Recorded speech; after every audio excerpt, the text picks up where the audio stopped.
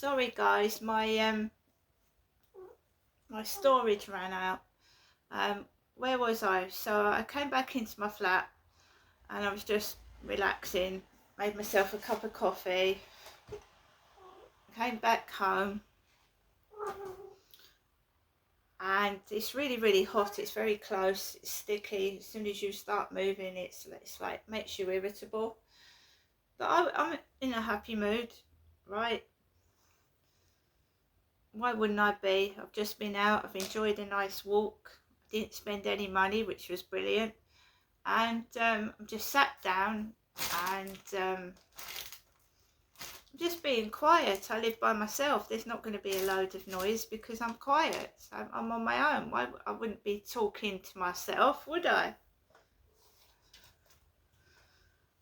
So I've told you, they want to know what you're doing. If you're talking, they know what you're doing. If you're speaking out loud, they know what you're doing. So I'm just being quiet. Sometimes I read a book, sometimes I listen to music, just doing my own thing. No, Harry. No. It's too hot. It's too hot.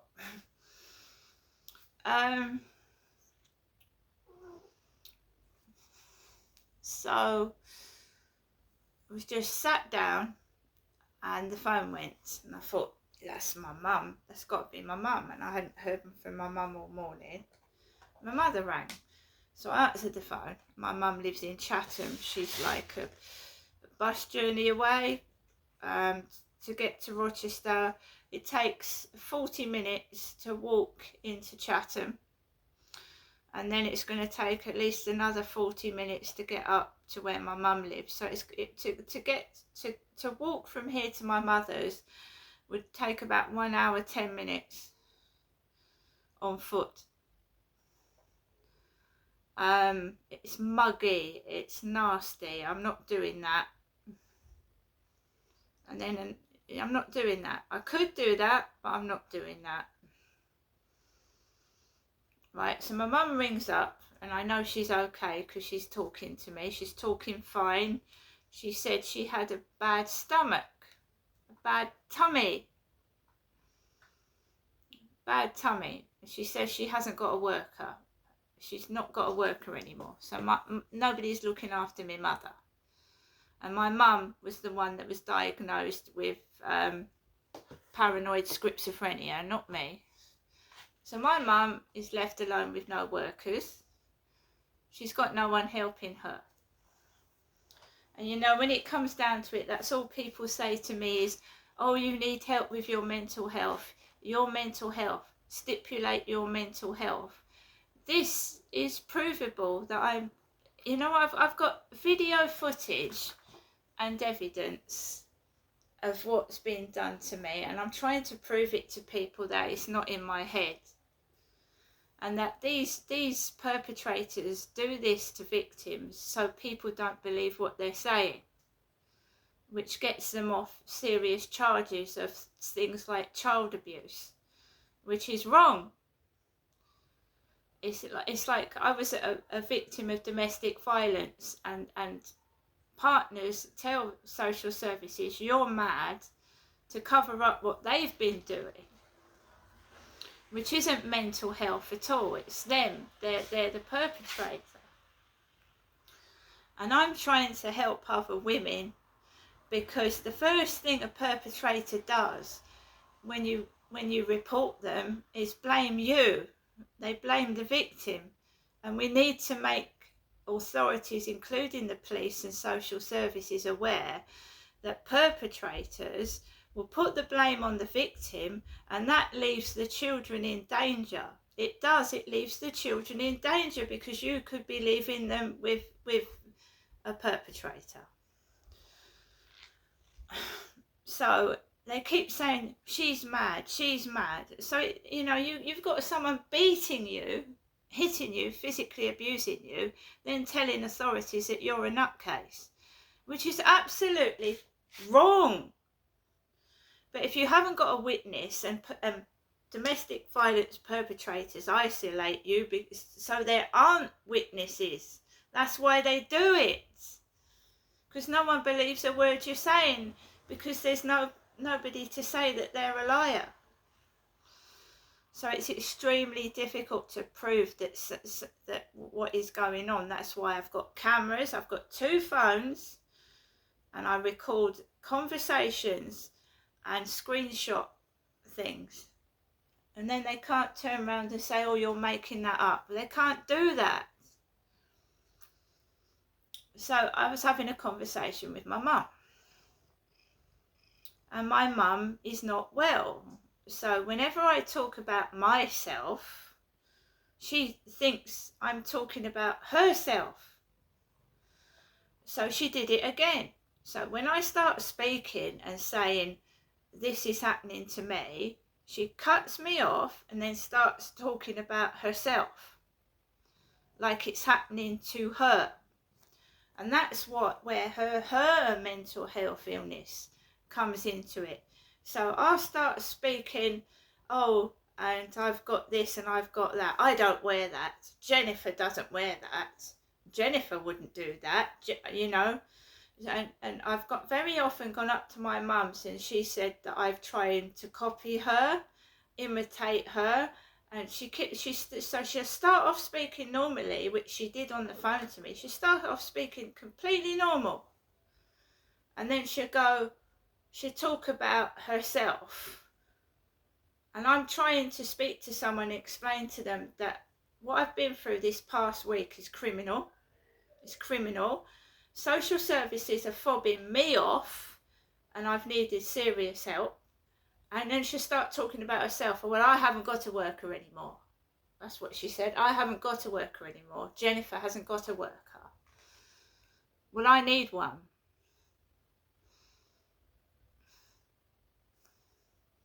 Right? So this has got to stop. All she kept saying was, I'm Jennifer, I'm Jennifer, I'm Jennifer. I know she is. Well, that's what she keeps telling me her name is.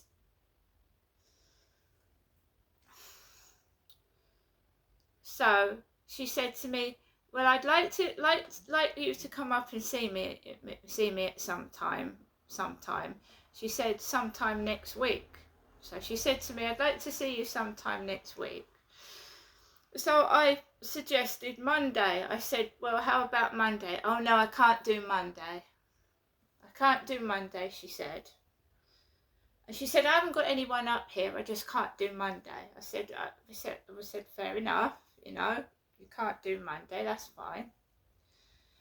And I was saying to her how limited my life has been, that I only see her and my son. I see her not very often anymore, and I see my son not very often anymore, and for the past 2 months I've not seen anybody,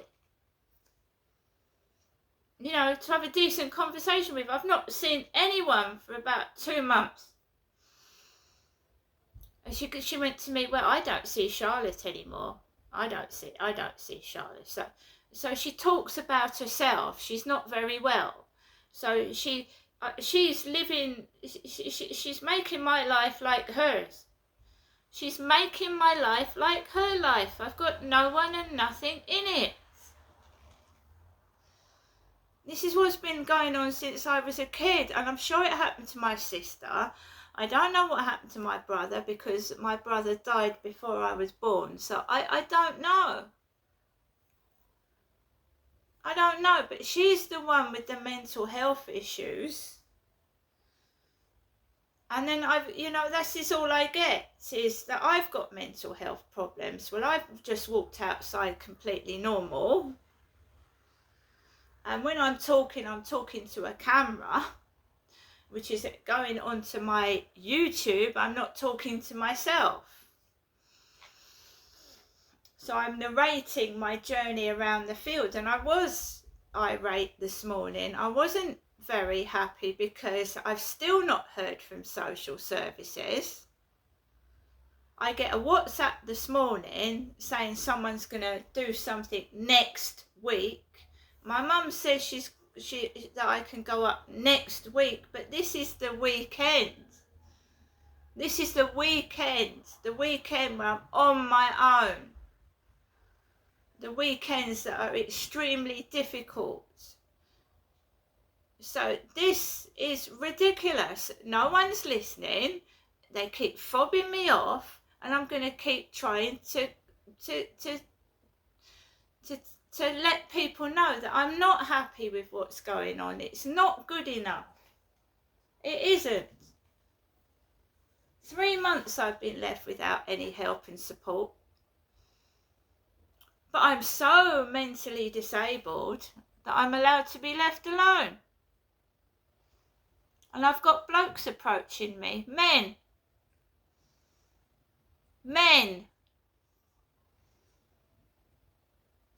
Then I say, all right, Mum, she's going to get back to me and telling me which day I can go up to see her next week. And yes, I have lost weight around here. People calling me fat neck. I've lost weight, you can see that. This is what happened in Gloucestershire, or them covering up what they was doing, hiding me away. All my money was stolen and I didn't have enough food to eat. They're trying to do it again.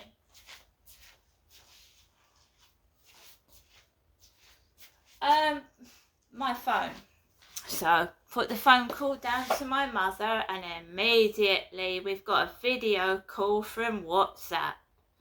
Foreign bloke, sounds African. He wants a video call on WhatsApp.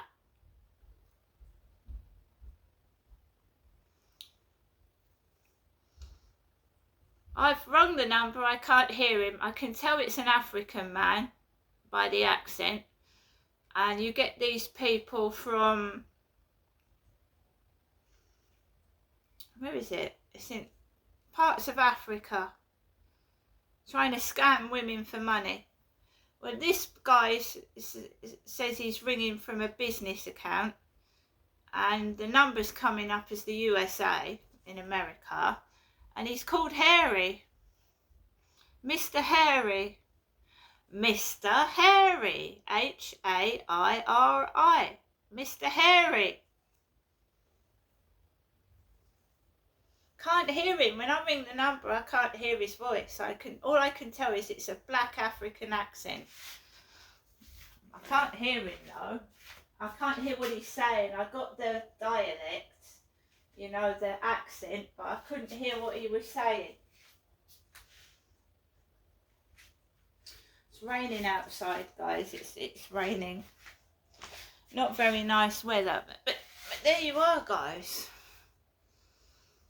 Mr. Hairy called me. You see the mentality of them?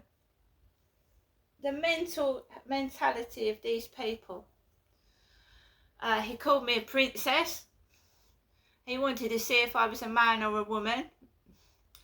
And he's called Mr. Hairy. Very intelligent.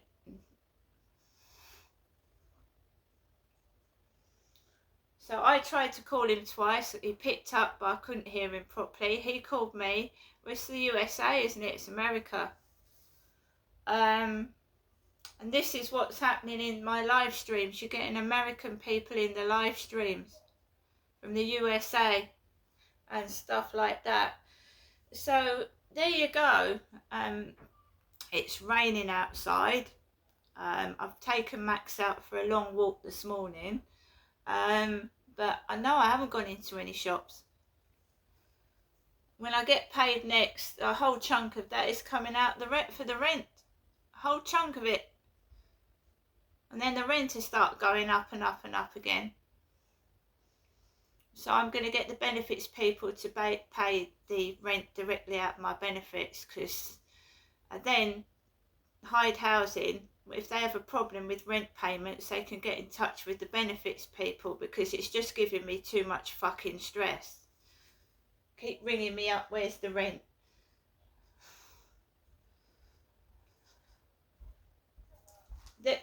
Because it used to, just someone said shut up outside. Shut up. Someone's just shit. Go outside and see.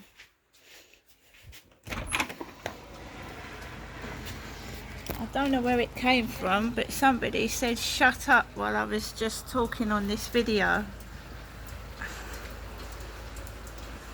You see it's raining. I won't shut up. I shall keep on talking till somebody listens.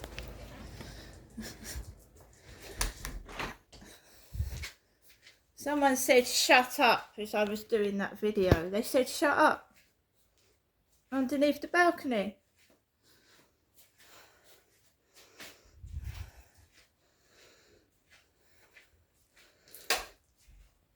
Got to ask yourself, why do they want me to shut up? Come on, Harry, there's a good boy.